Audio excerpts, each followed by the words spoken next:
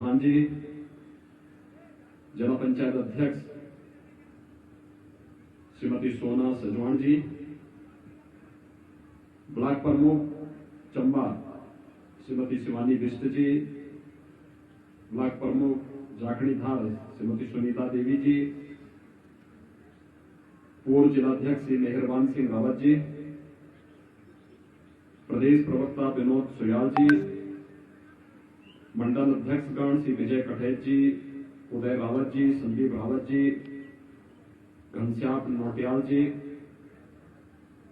पूर्व विधायक श्री लाखीराम जोशी जी, जीतराम भट्ट जी, मधु भट्ट जी, गिरीश बनपाल जी और उत्तराखंड के मेरे सभी भाइयों बहनों,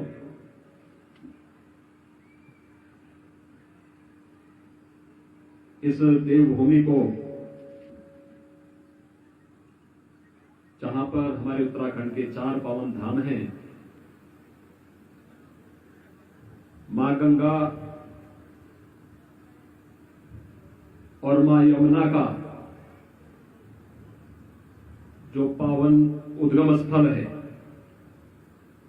मैं इस पावन धाम को, इस पवित्र भूमि को जो देवभूमि के रूप में पूरी दुनिया के अंदर जानी जाती है, इसको कोटि कोटि नमन कर रहा हूं। आप सबका मैं इस अवसर पर अभिनंदन करता हूं। मुझे कल ही बताया गया कि मुझे आज उत्तराखंड में जाना है। आज सब जानते हैं उत्तर प्रदेश में भी चुनाव चल रहे हैं। पहला चरण का चुनाव हम लोगों ने संपन्न किया है और दूसरे चरण में आज वहां पर भी चुनाव मतदान सायंकाल बंद होगा। 14 फरवरी को उत्तर प्रदेश की 55 विधानसभा सीटों पर और उत्तराखंड राज्य की सभी विधानसभाओं में एक साथ चुनाव संपन्न होने हैं और इसीलिए आप सबसे मैं अपील करने के लिए आया हूं। आपने उत्तर प्रदेश को 12 से 17 के बीच में भी देखा है और 17 से 22 के बीच में भी देखा है। बदलता हुआ उत्तर प्रदेश, नए भारत का नया उत्तर प्रदेश, देश के अंदर सबसे अच्छी रफ्तार के साथ दौड़ता हुआ उत्तर प्रदेश, एक सुरक्षित उत्तर प्रदेश। और आप सब इस बारे में जान रहे हैं कि मैं आप सबसे अपील करने इसलिए आया हूं क्योंकि उत्तराखंड एक तो मेरी जन्मभूमि है,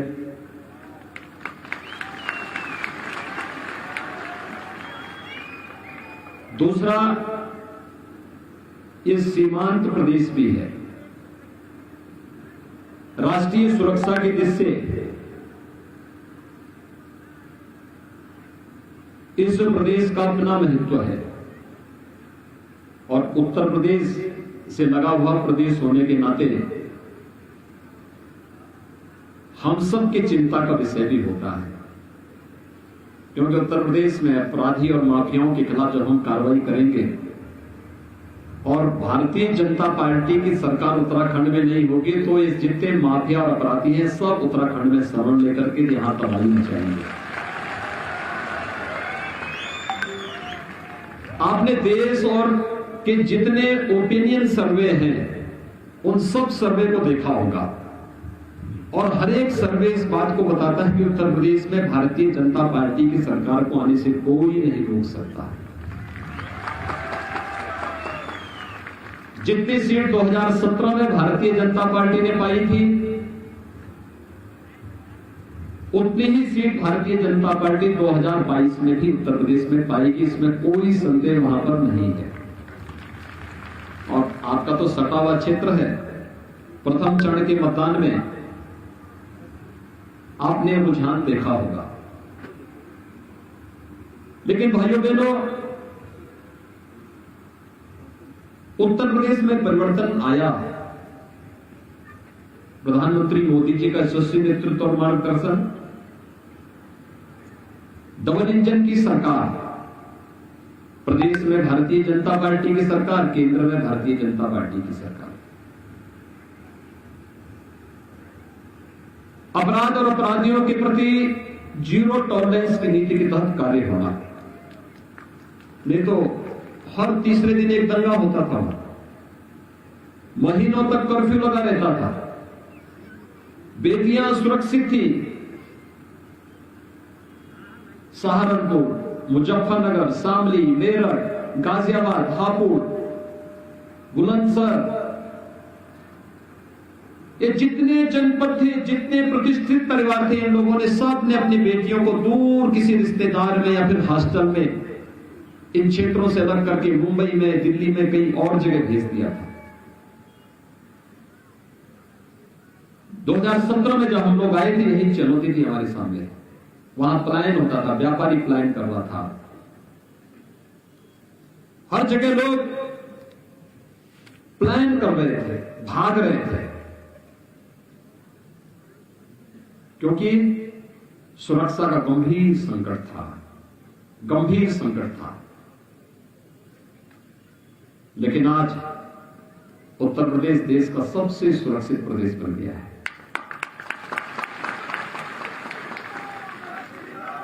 सबसे सुंदर प्रदेश, सबसे सुरक्षित प्रदेश। हम कुंभ का आयोजन भी करते हैं तो भव्य कुंभ और दिव्य कुंभ में बदल जाता है। जिस उत्तर प्रदेश में पहले कर्फ्यू लगता था, आज करोड़ों लोग कांवड़ यात्रा में जाते हैं धूम धड़ाके के साथ। जिस उत्तर प्रदेश में पहले व्यापारियों पर बम चलते थे, बाजार में बम फूटते थे, आज वहां पर कांवड़ यात्री हर हर बम बम का नारा लगाता हुआ निकलता है, कोई बाल बांका नहीं करता। और मुझे यही भय है, थोड़ी सी चूक हुई तो ये सभी अपराधी उत्तराखंड की तरफ रुख कर देंगे। यद्यपि मैं उनको इस लायक छोड़ता नहीं कि वो भागने लायक हो जाएं, लेकिन फिर भी होता है कभी कभी भूले बिसरे कोई कहीं से रेंगते हुए निकल ही गया तो समस्या आपके लिए खड़ी करेगा। और इसलिए भाइयों बहनों, मैं आया हूं आप सबसे अपील करने के लिए। चुनाव आएंगे जाएंगे, सरकारें भी बनती हैं और बिगड़ती हैं, लेकिन हम सबके लिए सबसे महत्वपूर्ण है यह देश रहना चाहिए।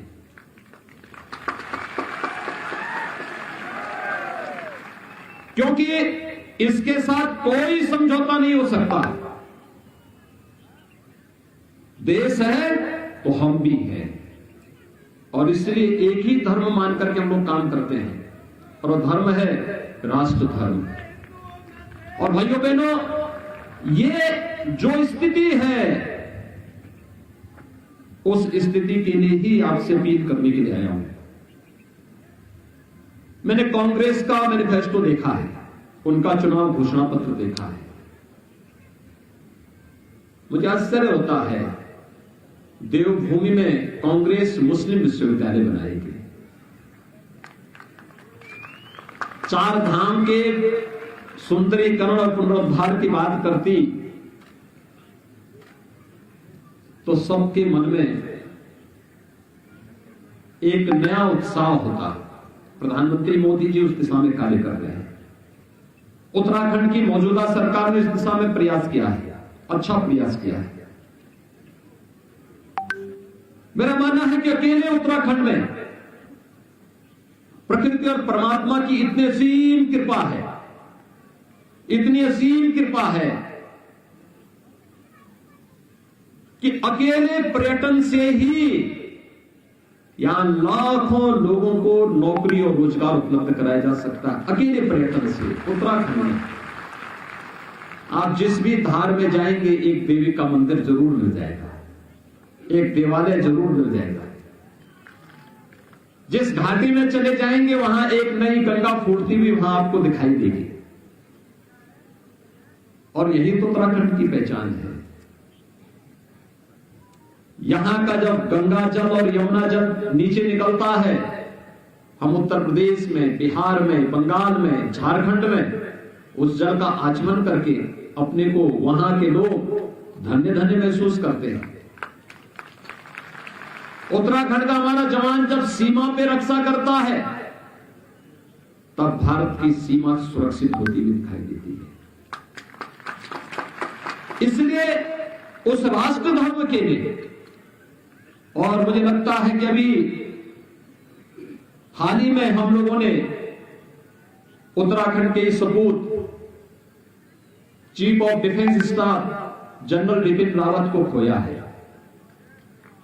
आपने देखा होगा कितना अच्छा कैरियर उनका था, और मुझे तो पिछले दिनों जब त्रिवेंद्र जी यहां पर मुख्यमंत्री थे उस समय सीडीएस जनरल रावत जी के साथ ही टिहरी महोत्सव के कार्यक्रम में आने का सौभाग्य प्राप्त हुआ था, जब झील के तट पर हम लोगों ने एक अच्छा कार्यक्रम वहां पर उत्तराखंड सरकार ने आयोजित किया था। क्या नहीं है उत्तराखंड के पास, लेकिन राष्ट्रीय सुरक्षा का जो एक अवैध दुर्ग है, कांग्रेस उस पर छेद करना चाहती है, कांग्रेस उसके साथ खिलवाड़ करना चाहती है। क्योंकि जब कोई पार्टी लावारिस होती है तो उसका यही हाल होता है जो कांग्रेस का है।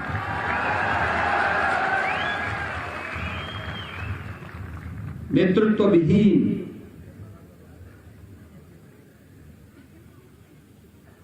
और वहां पर तो इस समय एक नई होड़ चली है, हिंदुओं को कितना अपमानित कर दो। जिनको स्वयं ये नहीं मालूम कि वे स्वयं हिंदू हैं या नहीं हैं, वे हिंदू की परिभाषा बोल रहे हैं। जिनके नाना पर नाना कभी कहते थे अपने को, आप दो महापुरुषों की बातों को आपने सुना होगा। एक स्वामी विवेकानंद ने वैश्विक मंच पर कहा था, गर्व से कहो हम हिंदू हैं। ये कोई सांप्रदायिक शब्द नहीं है, हिंदू कोई सांप्रदायिक शब्द नहीं है, हिंदू हमारी सांस्कृतिक पहचान है। हम दुनिया में कहीं भी जाते हैं इस संबोधन से जाने जाते हैं। भारतवासी दुनिया के अंदर कहीं भी जाता है, हिंदू संबोधन से संबोधित किया जाता था, संबोधित किया जाता है। और स्वामी विवेकानंद ने सीधे कहा था कि गर्व से कहो हम हिंदू हैं। लेकिन राहुल जी के पूर्वज क्या कहते थे कि हम तो एक्सीडेंटल हिंदू हैं। जब उनको हिंदू होने में ही गौरव की अनुभूति नहीं थी, तो हिंदू की व्याख्या, हिंदू की परिभाषा वो कैसे कर पाएंगे। और भाइयों बहनों, देवभूमि में अगर कोई हिंदू की परिभाषा नहीं जानता है तो उस पार्टी को सत्ता में रहने का अधिकार तो नहीं ही होना चाहिए, कतई नहीं होना चाहिए, क्योंकि वे घुसपैठ करवाएंगे। आपने देखा होगा ना, उत्तर प्रदेश के एक कुख्यात माफिया को इन्होंने पंजाब में सांड दे रखी थी। कई महीनों तक हम लड़ते रहे, बाद में वापस लेकर के गए फिर उसको। यानी माफिया और कांग्रेस का संबंध कैसे है, चोली दामन का संबंध जैसे होता है ना, ऐसे ही इनका संबंध है। और इसलिए कोई ऐसी गलती नहीं करना है जिस गलती को लेकर के बाद में पछताना पड़े, और इसलिए कोई भी ऐसा कार्य नहीं होने देना है जो वर्तमान के साथ साथ भविष्य को भी खराब करे। उत्तराखंड एक बहुत अच्छी दिशा में चल रहा है। उत्तराखंड बनने के बाद जो अपार संभावना उत्तराखंड में है, प्रधानमंत्री मोदी जी के नेतृत्व में आज भारतीय जनता पार्टी की डबल इंजन की सरकार इस कार्यक्रम को आगे बढ़ा रही है। और उत्तर प्रदेश में भाजपा, उत्तराखंड में भाजपा, केंद्र में भाजपा, फिर डबल इंजन नहीं हो जाता, फिर ट्रिपल इंजन हो जाता है। अब याद करिए, जब Delhi Dehradun greenfield express way के निर्माण की कार्रवाई को आगे बढ़ाना था, तो मेरे सामने प्रस्ताव आया था। मैंने बिना कुछ सोचे मैंने कहा अगर उत्तराखंड को जोड़ने के लिए है, एनओसी मैंने तत्काल दे दिया। मैंने कहा उत्तर प्रदेश से जितना जमीन चाहिए, जहां से लेके जाना है बेधड़क लेकर के जाइए, लेकिन उत्तराखंड को अच्छी कनेक्टिविटी दिल्ली की मिलनी चाहिए। हमने कहीं उसमें ये नहीं बोला कि ये हो जाएगा फलाना हो जाएगा। हमने कहा जहां जैसे कहो वहां उतनी जमीन मिल जाएगी, वहां से हम इसके लिए मार्ग के लिए एक्सप्रेस वे की कनेक्टिविटी के लिए देंगे, क्योंकि विकास यही परिवर्तन लाएगा, यही खुशहाली लाएगा। अपनी परंपरा और संस्कृति को अक्षुण्ण बनाए रखने के साथ ही विकास से ही हम अपने युवाओं को एक नए भविष्य को अग्रसर कर सकते हैं, एक नया जीवन दे सकते हैं, उनके जीवन में बदलाव ला सकते हैं। और भाइयों बहनों, उत्तराखंड आज उस दिशा में आगे बढ़ा है। जब मैं उस समय आया था पिछली बार यहां पर उत्तराखंड सरकार के महोत्सव में, टिहरी झील के किनारे हम लोग आए थे। उस समय जनरल लावत जी ने थे इस कार्यक्रम में, और तब मैंने देखा था वहां पे प्रतापनगर को जोड़ने के लिए उस समय जिस सेतु के निर्माण की कार्रवाई चल रही थी, मुझे प्रसन्नता है आज बन गया है, आज यातायात के लिए खुल गया है, आवागमन और आसान हो गया है। उत्तराखंड में तो बहुत अच्छे ढंग से कनेक्टिविटी बहुत अच्छी हुई है। हर घर नल की तरफ भी उत्तराखंड बढ़ चुका है। हर गांव अच्छी कनेक्टिविटी के साथ साथ अब तो एक नई डिजिटल क्रांति की तरफ बढ़ रहा है। लेकिन अपनी परंपरा और अपनी संस्कृति को बनाए रखते हुए, बचाए रखते हुए हम सबको आधुनिक विकास की तरफ भी जाना होगा, क्योंकि यही हमारे युवाओं के जीवन को अच्छा बनाएगा। लेकिन ये विकास तभी सार्थक है जब सुरक्षा रहेगी। सुरक्षा से के बगैर कुछ भी आप कल्पना नहीं कर सकते। सुरक्षा के बगैर इसकी कल्पना ही नहीं की जा सकती। और इस सुरक्षा दोनों कारणों से, राष्ट्रीय सुरक्षा के लिए भी और पेशेवर माफिया और अपराधियों के कारण भी, इन दोनों से सुरक्षा आवश्यक है। और इस सुरक्षा के लिए उत्तराखंड में फिर से भारतीय जनता पार्टी की सरकार आनी आवश्यक है। और इस वजह से आप सबसे अपील करने के लिए विशेष रूप से आज मैं आया हूं। उत्तर प्रदेश का चुनाव छोड़ के आया हूं मैं।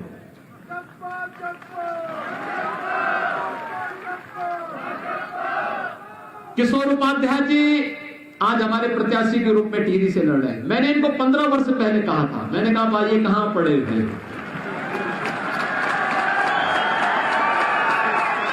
संसद के सेंट्रल हॉल में हम लोग मिले थे और मैंने उस समय कहा था किशोर जी से, मैंने कहा किशोर जी आप जो है कहां कांग्रेस में अपनी जिंदगी को खपा रहे हैं, आपको आना चाहिए। आपकी भावनाओं के अनुरूप कार्य तो भाजपा में होता है, मंच तो भाजपा देगी, भारतीय जनता पार्टी कार्य कर रही है। और भाइयों बहनों, जिस दिन किशोर उपाध्याय जी ने भारतीय जनता पार्टी ज्वाइन की थी, मुझे बहुत प्रसन्नता हुई थी। मैंने उस दिन ट्वीट भी करके इनको बधाई दी। मैंने कहा अच्छा किया आपने, क्योंकि कांग्रेस तो पूरे देश के अंदर डूब रही है और जहां थोड़ा उसका वजूद था भी, वहां पे डूबोने के लिए दोनों भाई बहन पर्याप्त है, किसी तीसरे की आवश्यकता ही नहीं होती। तीसरे की आवश्यकता है ही नहीं। इसलिए आप लोग क्यों उस डूबते हुए जहाज में बैठे हुए हैं? डूबते हुए जहाज में नहीं बैठना चाहिए, उसको उसके हाल पे छोड़ देना चाहिए। और इसलिए भारतीय जनता पार्टी आज विकास के जिस नए उस पर कार्य कर रही है। मैं लगभग 1.5 साल पहले आया था केदारनाथ धाम का दर्शन करने के लिए, और भाइयों बहनों मैंने देखा कांग्रेस की सरकार के समय केदारनाथ धाम कैसे उजड़ गया था, किस प्रकार की स्थिति थी। और आज भव्य और दिव्य केदारनाथ धाम बन गया फिर से। प्रधानमंत्री जी ने देश के समग्र विकास के लिए कितना काम किया है। आज केदारनाथ धाम के बाद बद्रीनाथ धाम का भी एकदम नए सुंदरीकरण के धाम के रूप में केदारनाथ धाम और बद्रीनाथ धाम आगे बढ़ रहा है। गंगोत्री यमुनोत्री पे काम हो रहा है। और उत्तर प्रदेश में भी हम लोगों ने कहा, उत्तर प्रदेश में बहुत सारे लोग धमकाते थे, कहते थे कि अयोध्या में राम मंदिर का निर्माण नहीं हो सकता। मैंने कहा देखो, ये सपना देखना बंद कर दो, अयोध्या में राम मंदिर का निर्माण भी होगा, धूम धमाके के साथ होगा। 500 वर्षों की तमन्ना थी। कांग्रेस साथी 1947 में इस कार्य को आगे बढ़ा देती। कांग्रेस ने कभी इसको अपने एजेंडे में नहीं लिया। वो चाहती ही नहीं थी आपकी आस्था का सम्मान हो। आस्था को कैसे अपमानित किया जाना चाहिए, अगर ये कहीं देखना है तो कांग्रेस उसका जीता जागता उदाहरण है। वो केवल अपमानित करती रही, भारत को अपमानित करती थी, देश को अपमानित करती थी, देश के नागरिकों की आस्था को अपमानित करती थी और लगातार यही कार्य करती रही। अयोध्या में राम जन्मभूमि का विरोध करती थी। उनके मैनिफेस्टो में मैं देख रहा था, 4 धाम की बात तो दूर, उसने एक नए धाम की बात यहां कर की। अरे उत्तराखंड में 4 धाम के अलावा 5वां धाम होगा तो सैनिक धाम होगा। यहां के सैनिकों को, वीर पुत्रों की नमन का धाम उत्तराखंड बनना चाहिए। इसके अलावा उत्तराखंड में 5वां धाम, अगर आप किसी ऐसे स्थल को बनाने का